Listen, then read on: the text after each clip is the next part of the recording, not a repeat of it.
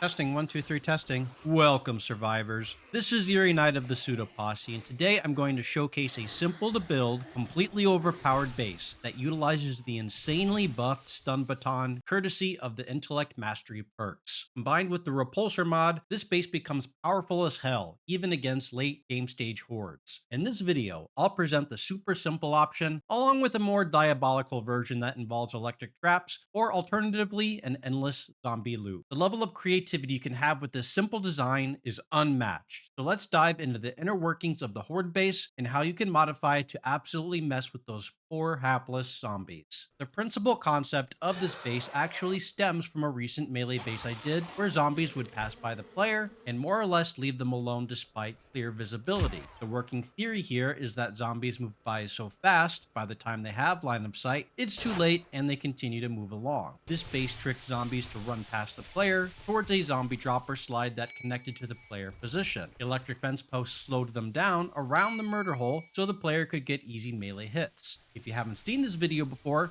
I'd highly recommend watching it after this, as the build concepts are related. Related in what way, you ask? Excellent question. Instead of guiding zombies along a path running in front of the player, zombies are routed up a ladder in front of the player to one of two zombie dropper slides connecting to the player's tower. Notice how a gap is left between both ladders to allow space for zombies to be repulsed from their climb to get flung into the air towards the ground. The ladder extends above the player position, so they'll completely pass through the player's field of view, giving them a wide window of opportunity to land a stun baton hit. Zombies stream on by, mostly ignoring the player, and unlike the previous melee base design, electric fence posts are not required. Zombies climb slower than they run, so hitting them without the aid of electricity is much easier. Simply whack them with the old stun baton and watch them fly. And since the player's fighting position sets over 15 blocks above the ground, zombies are less likely to enter destroy everything mode upon dropping out of the sky. All the player needs to do all night is fling zombies as they climb and make the occasional repairs to the ladders, as zombies tend to occasionally hit the blocks as they do climb. Speaking of which, careful on very high game stage hordes. Only upgrading your ladders to concrete might cause issues with longevity, leading to some tragic consequences. Upgrading the ladder region to steel is important for the very high game stage hordes and is the only region requiring steel upgrades. The rest of the base remains relatively untouched. You'll have the occasional cop spit hit your barricade from time to time, but it is easy to manage and the spit never passes through, courtesy of the pull four-way shape on the bottom and the cube half-thin window arch on top. Now, if this is where you want to leave it as far as the base design goes, then good luck to you sirs and madams.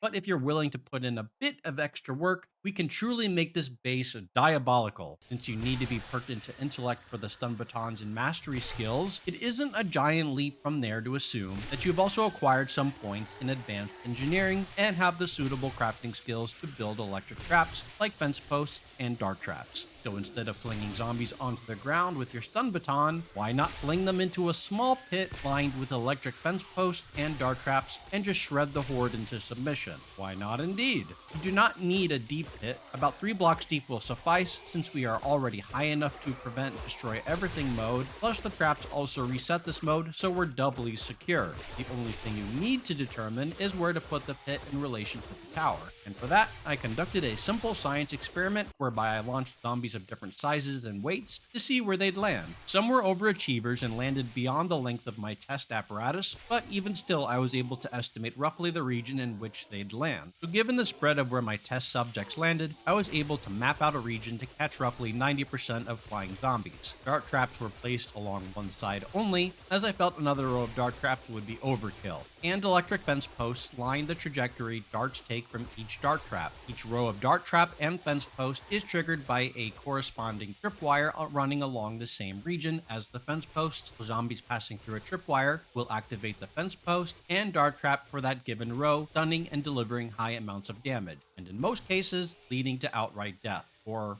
free death. No matter. Everything from the normal average zombie to cops and demos are fed into the pit and slaughtered with machine-like precision and efficiency. This base is cold, calculating, and brutally efficient. Not only that, it makes for an incredibly easy horde, as many zombies are tied up in the pit, reducing the amount of zombies climbing at any given time, thus reducing the amount of damage the ladders take during the horde. If you're a bit lost at this point as to how the pit works and its setup, don't worry. The back half of the video will guide you through all the building and wiring process. But before we start that, I'd like to present an alternative approach to the frontal pit. Yes, the electric traps are awesome, and the carnage produced is equally awesome, but perhaps all the darts, the setup, the maintaining the dart ammo isn't your thing. Maybe you're too lazy, which, respect. So, what is a lazy gamer to do in times like this? Why not forgo the whole electric trap bit and extend the dimensions of the pit, make it deeper, and put in a zombie dropper path? You won't get as many kills, but you can perpetually trap zombies inside the pit and watch as they make futile attempts to escape. And as you knock zombies into the pit, you'll end up trapping a larger percentage of the horde,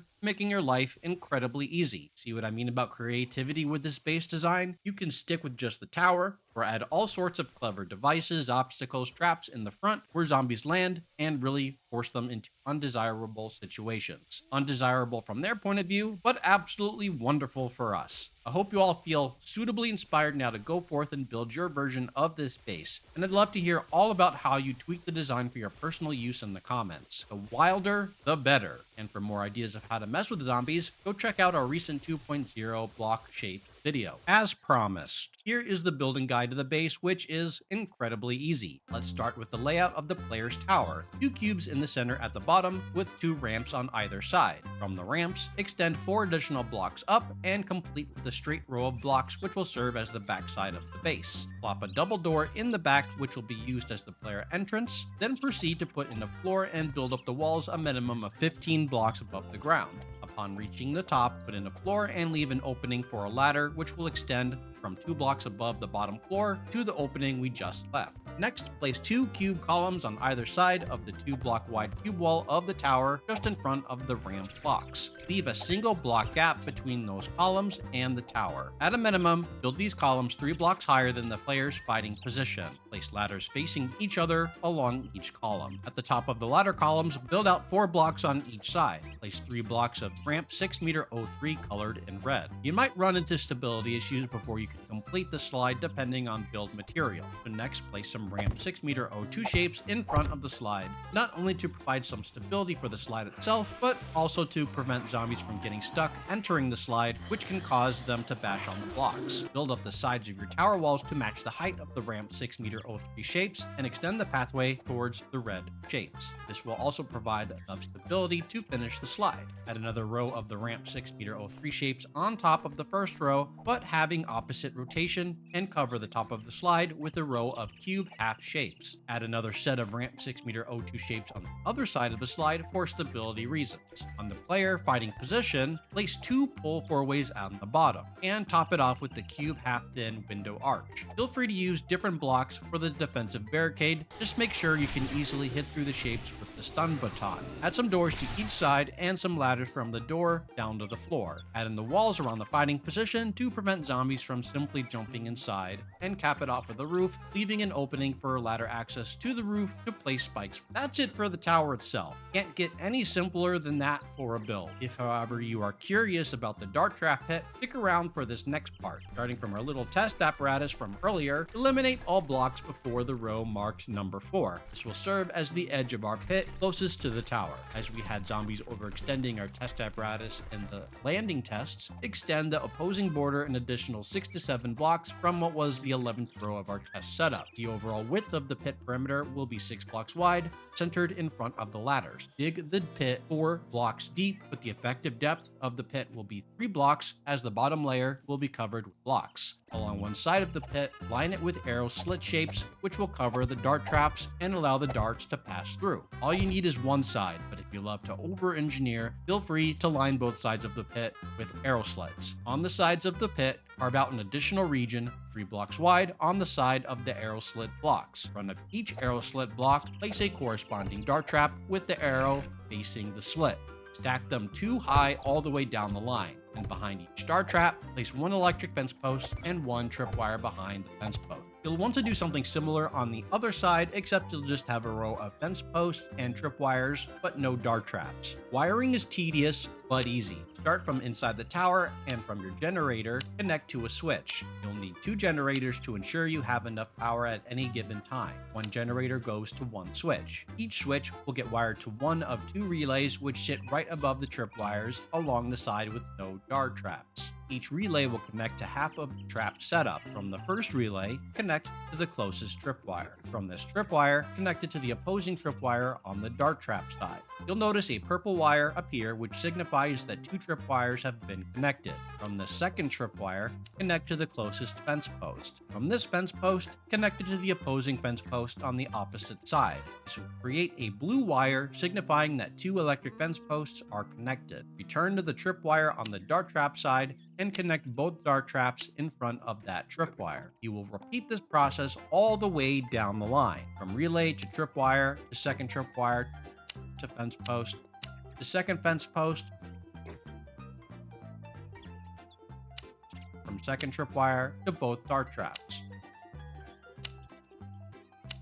And once you've connected half the rows from one relay, switch to the other relay and connect the second half. Finally, it's time to protect our traps by placing a perimeter of cube shapes around the dugout region. Put a single ladder on each side to allow yourself space to make any repairs and refill any dart traps post-horde. Line the top with scaffold, which will not only allow you to repair through the shape from up above, but also prevent zombies from walking on top of this region, as they don't see scaffolding ladders as a pathable shape. In essence, this region is a force field keeping zombies out, and where we place the ladder, put in a hatch. Oh, and also don't forget to put ladders on the one end of the pit so zombies can get out. Well, they'll try anyway. Most of the work involved in the pit setup is the wiring. The build itself is very easy. All it takes is time to dig out and place all the blocks in a simple layout. But once set up, it is a verifiable killing machine. Anyways, that'll conclude this video. Hope you all learned a thing or two and walk away feeling you gained an idea of how to build your next horde base. Please consider giving the video a like to aid the almighty YouTube algorithm. That helps us more than anything. So if you want to show our channel some appreciation, that is the best way to do it. And if you aren't a member of the posse, hit that subscribe button and tap the bell for notifications so you don't miss the next video, which is likely going to be another fun base build. I'd also like to extend our deepest gratitude on behalf of myself and Taco Bear to our wonderful Patreon community, whose generosity keeps the channel growing strong. Thank you all so much. On that note, this is Eerie Knight signing off. See you all in the next one.